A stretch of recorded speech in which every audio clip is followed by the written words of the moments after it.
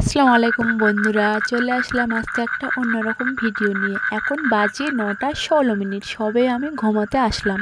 এসে শুনছি ঘরের পিছনে কি কাণ্ড, কিসের যেন আওয়াজ হচ্ছে। ভূতের না কিন্তু, ঝিনঝিন ঝিনঝিন পিনপিন পিনপিন। তো আওয়াজটা আপনারা একবার শুনে নিন।